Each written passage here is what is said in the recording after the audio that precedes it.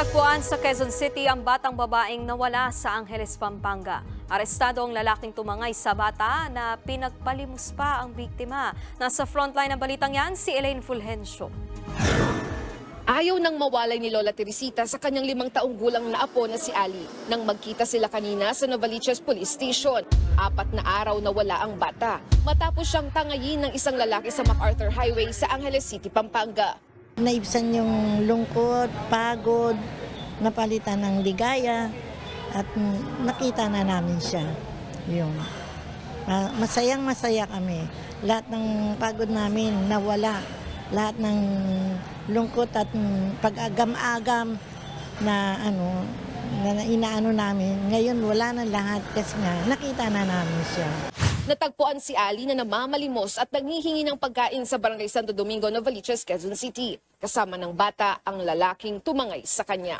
Napadaan si Janet Escalona at ang kanyang asawa sa kalsada kung saan umano namamalimos ang bata. Kwento ni Janet, pamilyar sa kanya ang bata dahil napanood niya raw ito sa balita na nawawala. Balikan natin kasi alam ko yan yun eh. Tapos na ako yung parang aligagana ako na nanginginig na yung katawan ko. Sabi ng lalaki, anak daw po niya yon.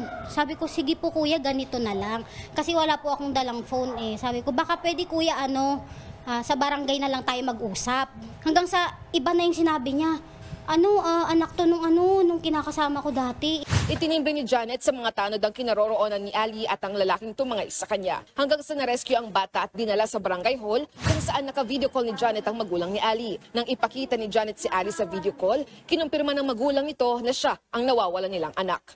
Aminado naman ang 35 anyos na si RG Santos siyang kumuha sa bata. Pero depensa niya, puwasa sa isip ko po, nakabag ako sa bata tapos baka makuha ng iba nangangalakal o kaya mahulog ko sa overpass. Tapos yun, ang mali ko, sumakay po ako ng jeep.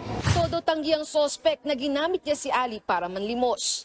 Karga ko lang po siya pero ako po yung gumagano. Desidido ang pamilya ni Ali na kasuhan si Santos. Kung hindi mo siya sampahan ng kaso, kung hindi siya ikukulong, maring gawin niya pa sa ibang bata yun, hindi lang sa kay Ali.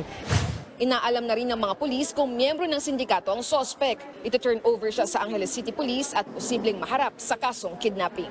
Nagbabalita mula sa Frontline, Elaine Fulgencio, News 5. Mga kapatid, may Los Baños po. Huwag magpahuli sa mga balita at impormasyong dapat ninyong malaman. Para sa mas malawak na balitaan at diskusyon, mag-follow at mag-subscribe sa social media pages ng News 5.